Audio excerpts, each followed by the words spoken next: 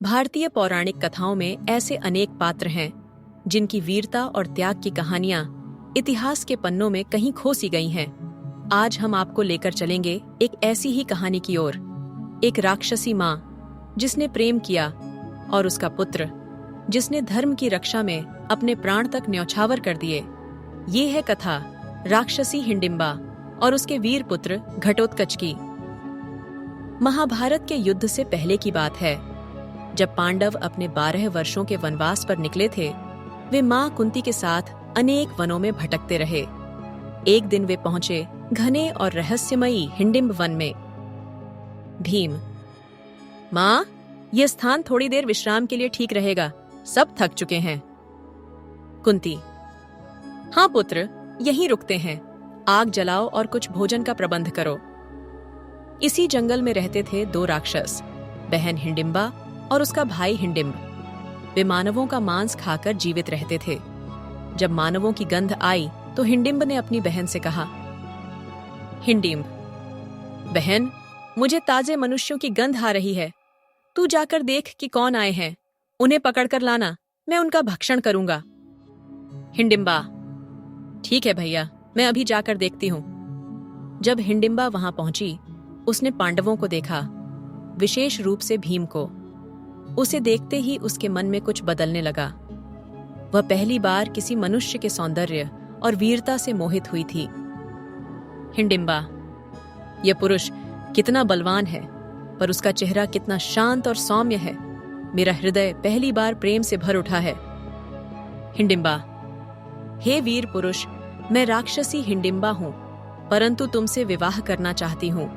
तुम्हें देखकर मेरे हृदय में प्रेम जागा है। क्या तुम मेरे साथ चलोगे? भीम: तुम राक्षसी हो और मैं मनुष्य, ये कैसे संभव है? हिडिंबा: मैं अपने राक्षसी स्वरूप को त्याग दूंगी यदि तुम मेरे प्रेम को स्वीकार कर लो। भीम ने पहले तो मना किया, पर जब माता कुंती और युधिष्ठिर ने देखा कि हिडिंबा का प्रेम सच्चा है, उन्होंने एक शर्त पर अनुमति दे दी। कुंती, तुम दोनों विवाह कर सकते हो, लेकिन पुत्र होने के बाद भीम को हमारे साथ लौटना होगा। हिडिंबा: मां समान देवी, मुझे यह स्वीकार है।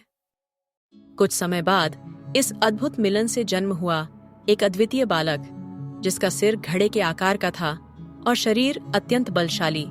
उसका नाम रखा गया घटोत्कच। हिडिंबा: पुत्र, तू मनुष्य और राक्षसी दोनों का पुत्र है, पर तू सदैव धर्म का साथ देगा, यही मेरा आशीर्वाद है।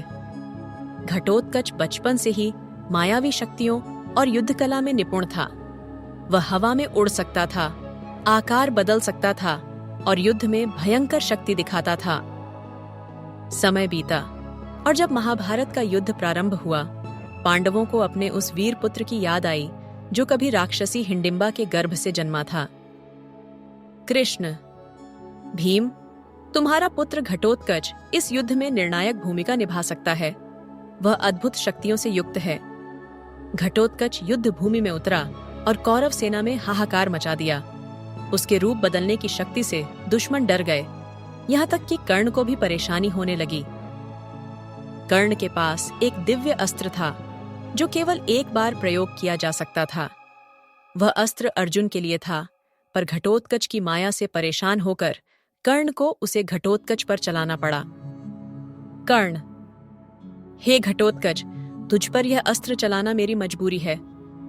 अस्त्र चला। घटोत्कच गिर पड़ा, लेकिन उसके गिरते समय उसने अपने शरीर को इतना विशाल कर लिया कि कौरवों की सेना कुचल गई। भीम: पुत्र, तू चला गया, पर तूने अपने बलिदान से धर्म की रक्षा की। तू सच्चा वीर था। राक्षसी मां जो प्रेम में बदली और उसका पुत्र जिसने धर्म के लिए अपने प्राण त्याग दिए। हिडिंबा और घटोत्कच की यह कथा हमें सिखाती है कि व्यक्ति का कुल नहीं, उसके कर्म महान होते हैं। अगर आपको यह पौराणिक कथा पसंद आई हो तो इस वीडियो को लाइक करें, शेयर करें और हमारे चैनल को सब्सक्राइब करना न भूलें। अगली बार फिर मिलेंगे एक और दिव्य कथा के साथ। जय श्री कृष्ण।